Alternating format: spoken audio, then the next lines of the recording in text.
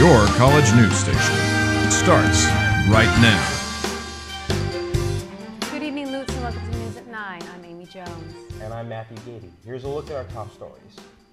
Men's soccer remains undefeated against Southwestern. PLU looks at the status of continuing faculty unionization. And finally, we give first years some helpful advice. All that next and more on News at 9. Students may have noticed the drastic changes to Garfield Street over the first week back to school. The street will be undergoing a massive makeover in the next year to benefit both faculty and students. Before students returned to campus, the Garfield demolition took place August 29th, and on September 10th, representatives from Corsmo Construction, Infinity Real Estate Management, and Pacific Lutheran University visited the site for the official groundbreaking of Garfield Station. The construction is projected to finish by August of 2014. Sherry Ton, the Vice President of Finance and Operations, spoke to Mass TV about what students have to look forward to.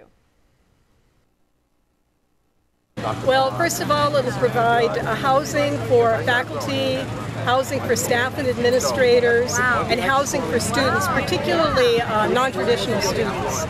It'll also provide a new home for the departments of Marriage and Family Therapy, a home for the Marriage and Couples Therapy Clinic, and a new place for the Human Resources Department. There'll also be a classroom that'll be general use that will be used for training kinds of things as well as for regularly scheduled classes. Last year, the last has been in the works for 5 years. It's scheduled to open in August of 2004 to the PLU community.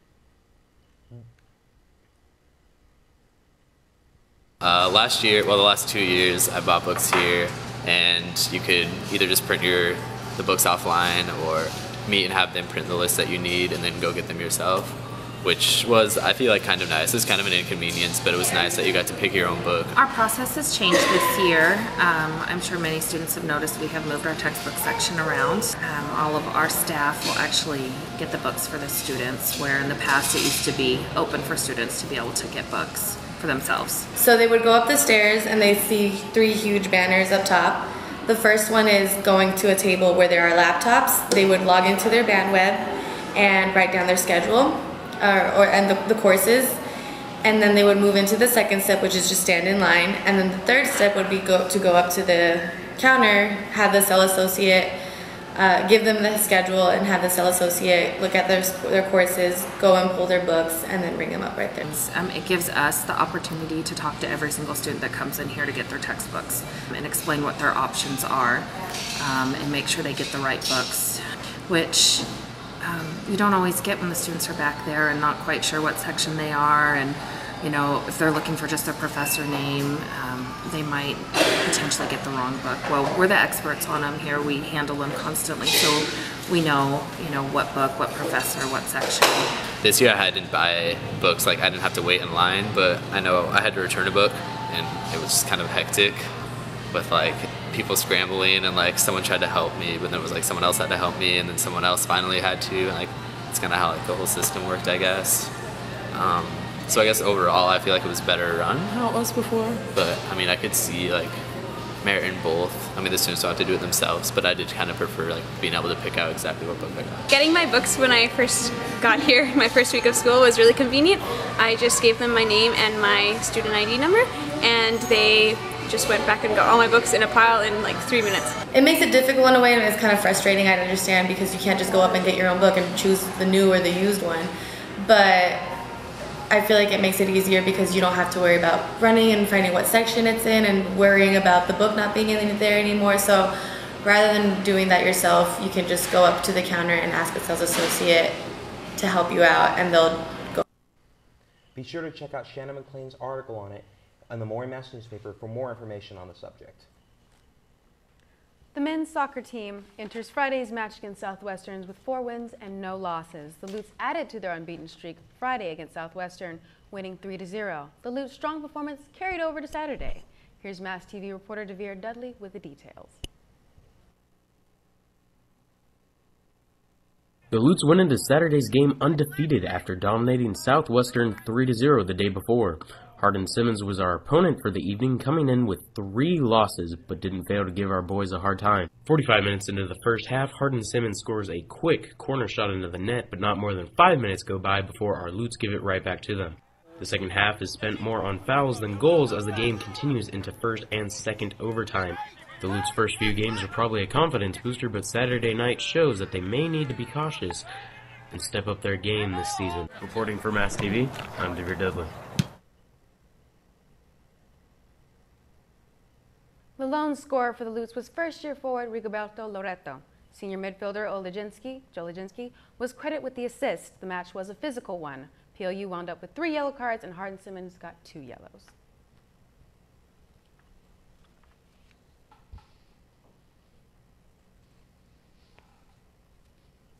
The Miss America pageant returned to Atlantic City Sunday to crown a new winner. Your new Miss America is the first Indian American to win Miss America. She competed with the platform Celebrating Diversity Through Cultural Competency. DeValuri is the second Miss New York in a row to take home the Miss America crown. Miss California, Crystal Lee, is the runner-up.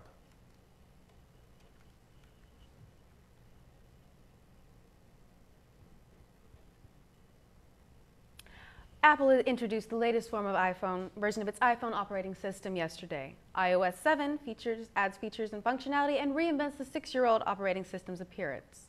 It's the most substantial update in the iOS software's history.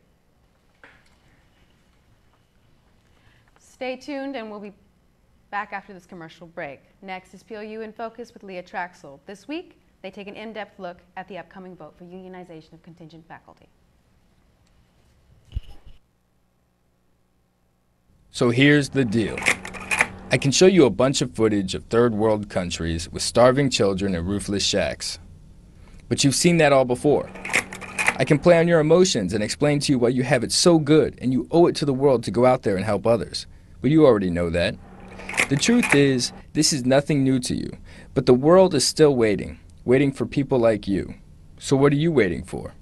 Peace Corps. Life is calling. How far will you go?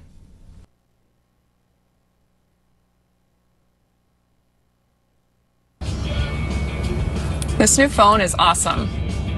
It has made my life so much easier. You know, I get kind of bored when I'm driving and I need to know what's going on.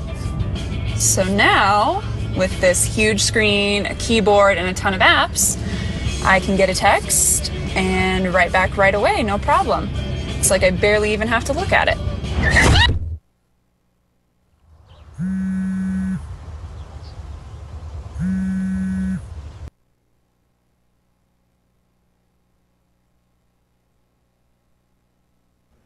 Welcome back to News at 9. I'm Leah Traxel with PLU in Focus. PLU's contingent faculty is one step closer to unionization. The National Labor Relations Board is facilitating a vote of all eligible faculty. The vote will determine whether or not the contingent faculty on campus will become part of the Service Employees International Union, or SEIU. Here's a summary of what's happened so far. The contingent faculty debate has been brewing since at least spring 2011, when a survey revealed that a significant number of contingent faculty were dissatisfied with their wages and job security. The issue came to a head last spring when a significant portion of contingent faculty members filed union cards with the SEIU. Some faculty declared intentions to join the union in an open letter to the PLU administration, published as a paid advertisement in the Morning Mast on April 12th. On April 24th, PLU's administration filed a legal challenge to the union's petition. They claimed that the faculty did not have the right to join a union due to the university's religious jurisdiction and because the population of contingent faculty was too varied to be considered a community of interest. SEIU's campaigns have focused on gaining student support toward joining the union. Student Club Students of the Left organized a May Day rally, which in part focused on supporting contingent faculty members. On May 14th, a group of students, including Students of the Left members, delivered a petition to the university president. The petition, which held 328 signatures, expressed student support for the unionization effort and requested that the administration not use university resources to block these efforts. After a series of hearings, the NLRB determined that contingent faculty members were eligible to vote on joining the SEIU and ordered that an election be held. The PLU administration filed an appeal, which as of yet has not gone to court. Meanwhile, the regional decision stands and faculty received their ballots today. PLU is a great place. If the administration wins their appeal, the vote might be overturned. Next, we'll hear from music instructor Glenn Gruer, who explains why the faculty wish to unionize and why they hope the administration will support unionization. PLU is a great place to work. It really is a great place to work. But there are ways that we can make it better. And as contingents, a lot of times we've felt marginalized, you know, like we aren't really part of the PLU community. We're, as I said at one point, glorified temps. Are we going to be back? We don't know what kind of hiring schedule we're on. We don't know anything about benefit eligibility and things like that. But we want better lines of communication to feel like we have some place in this community. At the present time, if you have a specific problem, it's a little difficult to actually say anything because you don't know if you bring an individual complaint somewhere if that's going to have, you know, like repercussions on yourself. So we didn't start any kind of confrontational action. We just wanted a dialogue. We wanted to vote.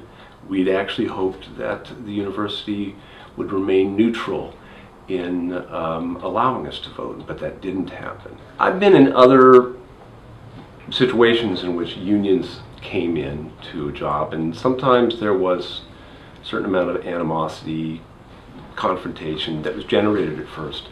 But eventually both sides, you know, learned that, well, this is how you do business, and both sides benefited. I know one of the threats that has been made is that, well, this will lead to higher tuition. Of course, if you look at tuition rates, you'll see that they've generally risen anyways. We're not trying to like tear down the house. We're trying to get the bedroom painted. And we would like to have maybe a little say on what color the paint is. We think this is a great place. If we didn't, we wouldn't be so concerned about improving it. The administration has resisted the unionization process since the beginning of the controversy. They have only recently begun articulating their motivations for doing so. Provost Steven Starkovich declined to do an on-camera interview, but provided a statement that iterates the three main reasons the administration opposes the formation of a union with SEIU. Union dues and fees would be very real costs to our contingent faculty, and the process of collective bargaining would impose additional costs on the university. An adversarial relationship with a union that does not understand our mission would replace much of our culture of collaboration among faculty, a culture that is rare in higher education today and is one of the reasons PLU is such a special place and can provide such a high-quality education. We were working to address the concerns of our contingent faculty when the union movement started last spring. By law, that work is now on hold until the election is decided. Materials from the Provost's office, including a frequently asked questions page, are available on the Provost website at plu.edu/provost. To be counted, ballots must be received at the NLRB regional office by October 10th. The ballots will be counted that day. For continued coverage of faculty unionization, be sure to check massmedia.plu.edu regularly for updates. I'm Leah Traxo with PLU in Focus. Up next is Devere Dudley sitting down with Ashley Gill, the Mooring Mass opinion editor.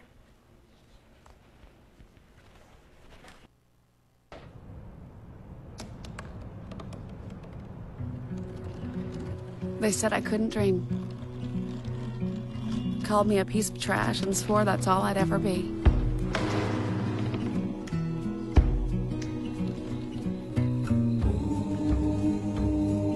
Said a bottle couldn't see the ocean.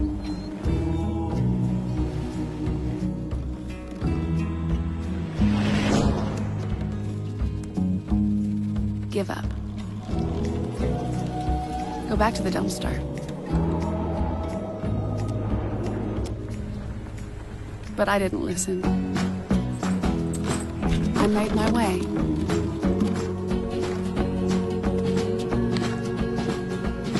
And now, I am what I've always wanted to be.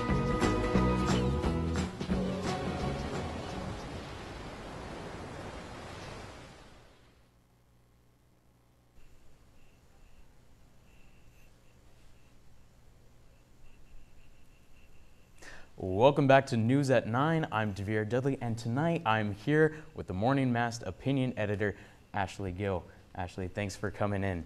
Ashley wrote a brilliant article called 10 Things Every First Year Should Know. Do you want to talk about your article for a second?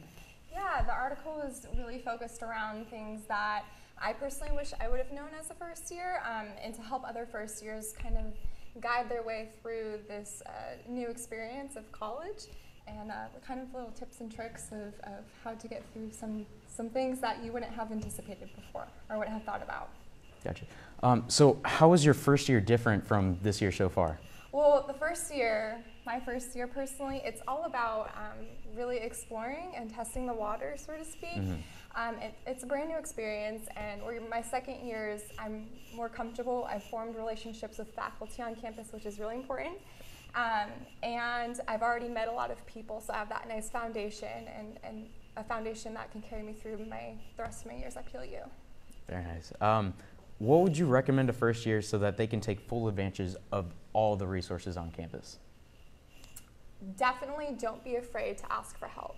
That would probably be the #1 thing in my opinion, whether it's just asking for advice, asking a simple question, or just going to have a good conversation with a faculty member, or going to academic assistance. It can make the biggest difference. So definitely don't be afraid to ask for help, even if you don't think that you might not need it. All right. Now you spoke to students about what they think are important resources to know. Let's take a look at that. When I was a first year, I would have liked to know more about the resources on campus because I felt that I could have improved my academic standing if I had known about the academic assistance office or the writing center in the library or the tutoring services. All 3 of those would have been really helpful for me. So when I was a first year, I really wish that I had taken more advantage of getting to know my professors and building relationships with them. It really pays to sit in the front of the class and to ask a lot of questions, to speak up and participate. Professors love students that do that, and they really appreciate it. I know that going to office hours can seem kind of scary, but it really is great to get to know your professors and to build a relationship with them. It really helps for finding jobs, finding out about opportunities on campus, getting recommendations. So it's just, it really pays off to get to know your professors and to build those relationships with them, especially in your major as well. When I was the first year, I wish that someone told me that I could have saved a lot of money by renting and buying used books.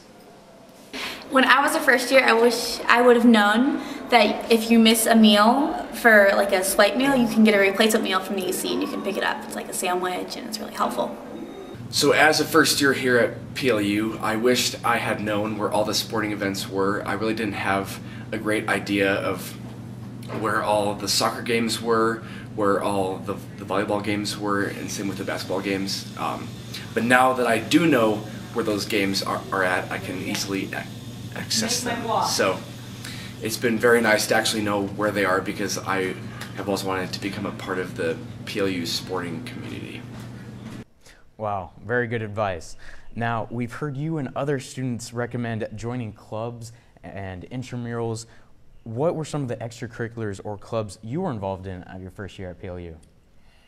I was involved with being a writer for the Morning Mast, and then I was also involved with being a video reporter for News at 9.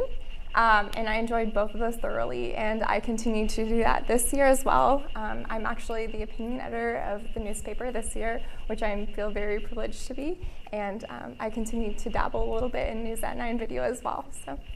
Oh, very cool. So who should students contact if they want to get involved with mass media?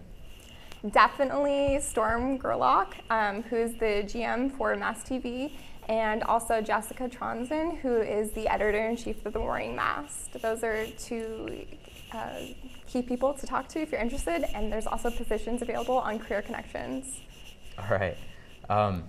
In the article you mentioned studying abroad. Have you studied abroad? And could you talk about the process and how easy or difficult it was to get a spot on the list? I have not studied abroad yet, but I will be this coming January. I was lucky enough to get accepted into a J-term program to go to Rome.